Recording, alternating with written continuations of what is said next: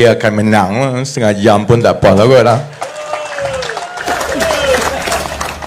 Saya dari balik pulau tadi, keadaan yang sama di seluruh Malaysia. Paling kurang sini ada bumbung, jadi saya tak basah kuyup. Di balik pulau tadi basah kuyup, tapi alhamdulillah orang tidak berganjak. Itu ingatan kepada Pakatan Harapan untuk jadi kerajaan. Masa nak dapat undi, calon dan pengundi-pengundi sanggup basah kuyup, sama-sama basah kuyup. Lepas ni kalau menang pun kena sama-sama basah kuyup juga. Kalau rakyat basah kuyup, menteri pun kena basah kuyup, insya-Allah. Saya di Batu Pahat semalam melawat kerusi pengkhianat Rashid Hasnun. Saya dah beberapa kali di Johor, di Melaka, kawasan-kawasan selatan, kurang sedikit di utara, lebih kepada Kuala Lumpur dan Selangor sampai ke bawah. Jadi saya nak ambil kesempatan ini untuk berkongsi beberapa berita baik. Kita memang agak malang dalam pilihan raya kali ini sebab hujan. Tengok, saya nak bercakap, saya kena cakap dengan orang tepi ni sebab orang ada kat tepi, ni ada asap ni untuk apa ni? Oh, memang ada asap. Tak pernah aku ceramah ada asap atas pentas. Dekat Merbuk dengan Sepetani je ada asap. Berita baik yang pertama, insya-Allah, selain daripada kita dah pergi di kawasan-kawasan yang khianat dahulu, selain daripada itu, hari ini juga saya dapat dapatan terkini tentang tahap sokongan pengundi di seluruh negara. Saya nak kongsi berita ini bukan sahaja dengan kawan-kawan di Kedah, di Merbuk, Sungai Petani, tapi sama juga dengan yang menonton di luar. Berita baiknya, insya-Allah pengkhianat akan kalah di semua kursi yang bertanding. Insya-Allah. Rashid Hasnun akan kalah di Batu Pahat. Mansur Osman insya-Allah kalah di Nibong Tebal. Zuraida Kamarudin, walaupun tiap-tiap hari aku menghadap muka dia sebab turun, saya duduk bukan antarabangsa dalam Ampang. Keluar pagi-pagi ada dia duduk lambai-lambai. InsyaAllah Zuraida Kamarudin akan kalah besar di Ampang. Dan insyaAllah bapa segala pengkhianat Azmin Ali juga akan kalah. Sebab itu saudara-saudari, dekat sini di Padang Serai ada seorang lagi yang khianat kita bertanding. Dan di Sungai Petani juga yang bertanding ialah orang yang khianat kita. InsyaAllah kita sama-sama hantar Robert dengan Cikgu Azman, dua-dua kalah besar dalam pilihan raya kali ini. Dia kalau dekat Sungai Petani ni, dia jadi masalah besar kepada pengundi-pengundi Perikatan Nasional yang sokong PAS ni. Masalah besar. Sebab fatwa dah keluar. Fatwa baru dah keluar. Dulu-dulu fatwanya ialah kalau ada Melayu dengan Cina, calonnya, walau macam mana teruk pun Melayu itu, kita kena undi Melayu itu. Kata PAS dululah. Sekarang ini PAS dalam Perikatan Nasional dengan bersatu keluar fatwa baru. Fatwa baru ialah kena sokong Perikatan Nasional, sebab kalau undi PH ataupun BN, pergi ke Melaka, pergi Melaka, neraka, pergi neraka kan. Itu bini saya tanya, you tak takut ke nak kena pergi neraka ni? Tapi dekat Sungai Petani ada isu besar. Kalaulah saya orang PAS, aku dah garuk kepala, macam mana nak ikut ni? Sebab Sungai Petani, calon kita Melayu, yang PH Dr. Taufik. Calon daripada Perikatan Nasional yang PAS dah sucikan ni Cina. Jadi macam mana dia nak?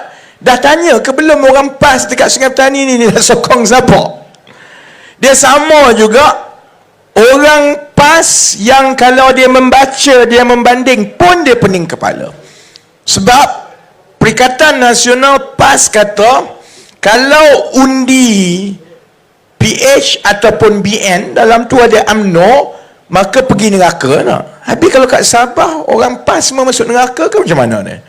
Sebab PAS di Sabah, dia tak bertanding. Jadi PAS di Sabah telah diarahkan untuk menyokong UMNO. Dia bekerjasama dengan UMNO di Sabah.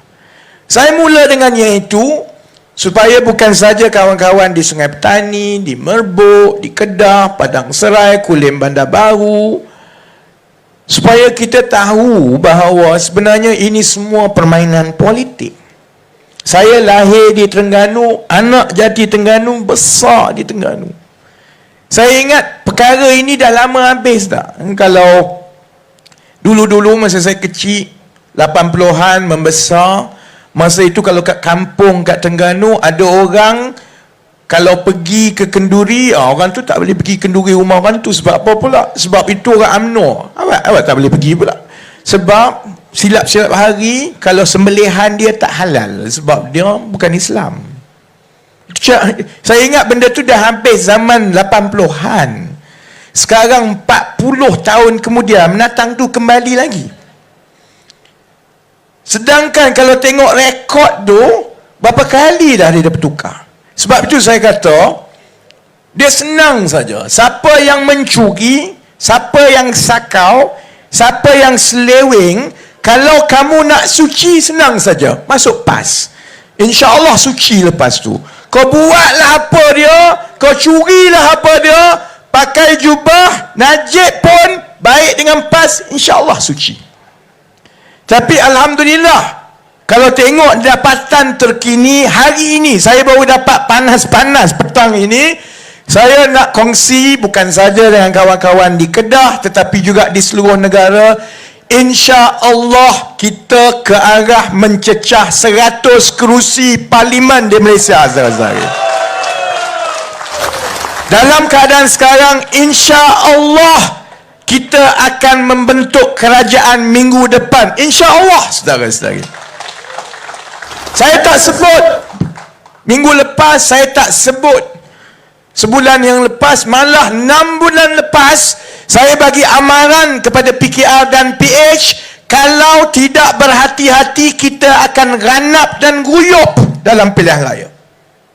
Yang baiknya begini, rakyat cerdik, rakyat Malaysia, yang Melayu, Cina, India, bukan lagi zaman dulu-dulu yang boleh diolok-olokkan dengan mainan politik. Rakyat tahu membezakan yang mana permainan politik, yang mana perkara sebenar. Sebab rakyat fahamlah bahawa pilihan raya ini bukan soal Melayu, Cina, India. Bukan soal suci mensuci. Ini bukan soal nak pergi Melaka, nak masuk neraka ke apa. Ini soal masalah kita. Jadi rakyat dapat menilai bahawa dalam tiga-tiga gabungan yang masuk pilihan raya ini, Pakatan Harapan lawan UMNO Barisan Nasional, lawan Perikatan Nasional, isu sebenar dia ialah soal rakyat. Rakyat akan pilih parti yang benar-benar serius nak selesai masalah rakyat. Jadi apa masalah sebenar kita? Nombor satu ialah soal gaji sebenarnya. Baik di Sungai Petani, baik di hujung sekali dekat Johor Bahru, hatta dekat sempadan, dekat Perlis pun, tanyalah sesiapa pun, masalah nombor satu negara kita ialah gaji yang rendah. Jadi rakyat boleh menilai, dia tengok parti ni, kalau UMNO Barisan Nasional, daripada 2018 sampai ke tahun lepas, sampai sekarang, semua soal kuasa. Dia nak jadi Perdana Menteri. Orang kata jangan panggil pilihan raya masa banjir. Dia buat juga. Sebulan, 2 bulan yang lepas, punyalah bongkak. Kita dok kata jangan buat banjir. Jangan buat susah. Dia jawab apa? UMNO akan meredah kalau banjir sekalipun kalau pilihan raya. Kau ada tengok Zaid Amidi dok naik bot sekarang?